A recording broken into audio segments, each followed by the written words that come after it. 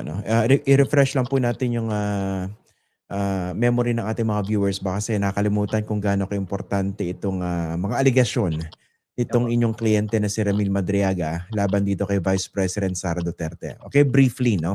Paki-elaborate nga po for the benefit of our viewers kung bakit ano yung sustansya ng kanyang aligasyon na siya raw ay dating aide at naging bagman na nag-deliver ng limpak-limpak na salapi supposedly upon the orders of the Vice President.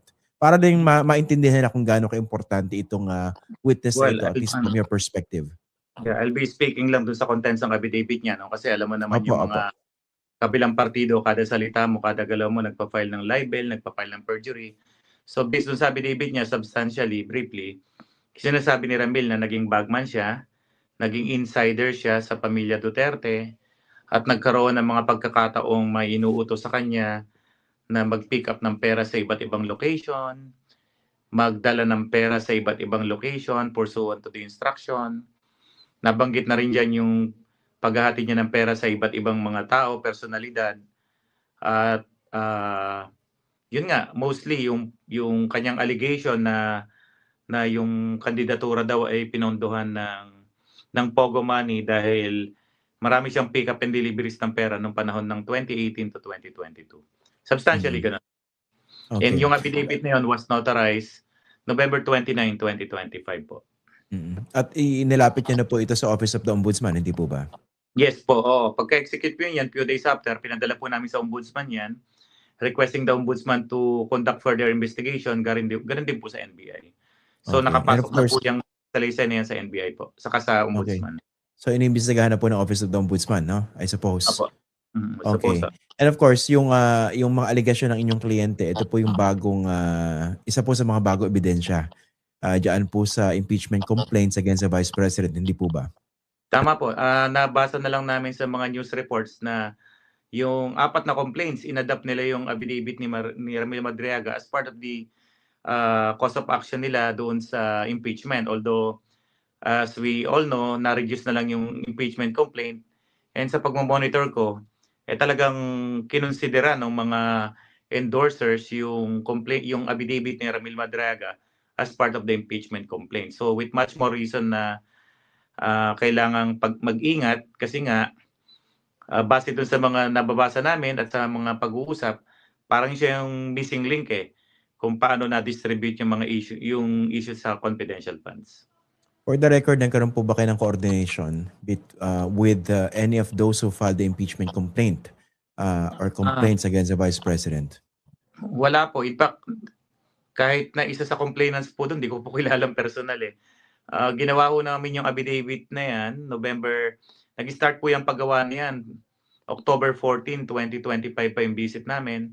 And then na-finalize yung affidavit na yan, November 29 yung notarized. Pero as you will note from the reports, tapos na yung affidavit na yan when mag-conduct ng mga verification, vetting, interview sila Congresswoman De Lima, former Senator Trillanes, tapos na yung affidavit na yan. So they wanted to check, interview yung contents ng salaysay, and nagulat na nga lang kami na ginamit nila sa impeachment complaint. So nung nasabi namin kay Ramil na yan na yung salaysay mo ginagamit sa impeachment, sabi niya kahit saan willing naman siya magtestigo, sasabihin daw niya yung totoo. Okay. Nabanggit nyo kanina merong mga tangka para kausapin siya, para umatras at merong ino-offer na pera. Tama po ba? Can you elaborate on that? Yes, tama yun. Sometime October 2025, meron daw mga pasabi through the wife. Sa wife niya pinararating na initially meron daw darating na pera sa BJMP na around $2.2 million. Although hindi nag-materialize yun kasi mismo siya ayaw niyang tanggapin yan. Imagine, di ka pwede magdala ng pera sa Annex 2, di ba? Ang daming CCTV ron. Yun nga yung tanong ko. That was, Parang napaka-outrageous naman nun. Kung yeah. magde-deliver ng pera, bakit naman sa piitan? Actually, sabi ko nga lang is that sabi ng misis niya, pag nagkakaroon ng e-dalaw, no, yung dumadalaw through online, nag-online sila, na may darating daw na pera dyan, mamayang gabi, pero hindi naman nagbibigay ng go signal si Ramil na handa niyang tanggapin yun. Kasi number one, bawal yon. At hindi mo pwedeng ipasok yung ganong kalaking pera sa loob ng Annex to this oras ng gabi. And then, The latest offer was made around before February 14, 2025.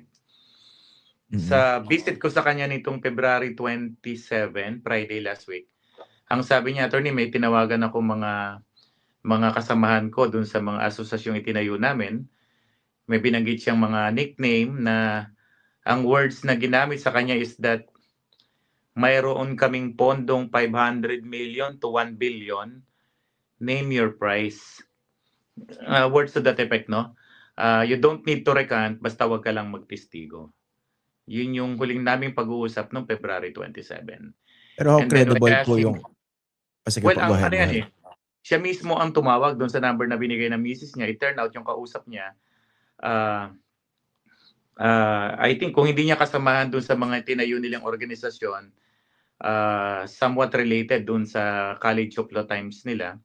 Wait, And sorry mismo po. kausap, yeah. Sir, sorry. Mismong si Ramil Madriaga yung tumawag doon sa number? Yes, kasi may mga Pwede po bang gawin yun? Pwede po ba siyang meron po ba siyang access sa telepono? Meron pong access doon sa telepono sa loob, magpapaalam ka lang. Meron pong cellphone doon sa baba sa reception. Kagaya kanina, tawagan ko siya ron. Meron din pong idalaw. And then, nung makontak niya yung number na yon, ang sabi is 500 million to 1 billion, name your price. You don't need to recant, basta wag ka lang magtestigo. Yun ang terms yun ang wordings na sinabi niya sa akin. Sabi niya, Sino raw po yung nakausap niya? hindi ko ma-recall kasi wala yung notes ko ngayon. No?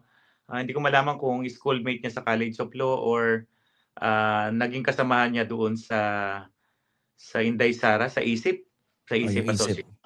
Yeah, Okay. That was February 14 lang. Ito lang nakaraan. Sabi ko sa kanya, what's so special dyan si February 14? Attorney, nag-uusap kami na misis ko noon eh. Magba-Valentine's Day noon, kaya tandang-tanda ako bago mag-February 14 yun. Okay. Pero what convinced him na, sino sa tingin niyo yung nagbigay ng utos na yon to make that offer? Hindi kami makapag-insinuate, pero kasi dumadaan yung mga offer through ISIP eh. Marami na mga attempt na kausapin siya ng ibang mga ISIP members, officers, pinadadaan sa misis niya, pero hindi niya ina-entertain yan eh. Ang bilin ng mga anak niya is ituloy yung laban. Hindi ka pwedeng umatras dyan dahil wala na magtitiwala sa salita mo. Yun ang so kanyang... ano po yung naging tugon niya dito sa mga feelers na ito, dito sa mga offers na ito? Yung muling visit ko ng February 27, sabi niya, attorney, walang issue ng pera dito, tuloy ito. Although syempre, yung misis parang yung misis niya parang gusto nang tanggapin or what, para mabawasan ng problema. Pero ang desisyon ng mga majority ng anak is that magsabi lang ng totoo, ituloy lang niya yung laban niya. Okay. So medyo affected talaga yung family niya sa nangyayaring yan.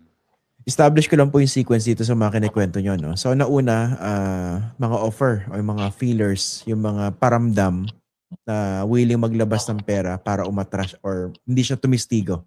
Okay? Pero nung hindi nag-materialize yun, hindi niya kinagat, dito nangyari yung sinasabi niyong threat sa kanyang buhay. Tama po ba? Yes, kahapon. So of course, andyan pa yung mga side issues ng yung cyber libel complaint sa Davao City. No?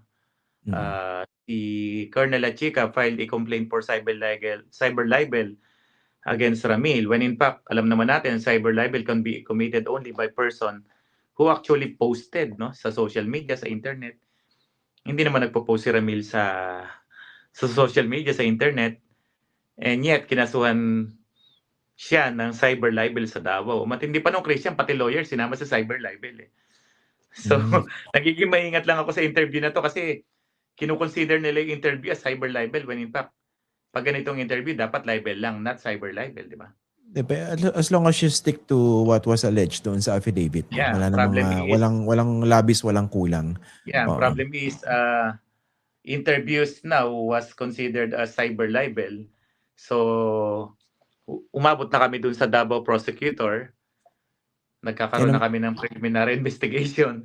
Anong gagawin niya? Hindi na pag-uusapan itong mga ganitong issues. Tapos ito na naman perjury, di ba? Tapos yung attempt kahapon. So dikit-dikit na yan. So we're taking precaution para sa safety ni Ramil. Opo.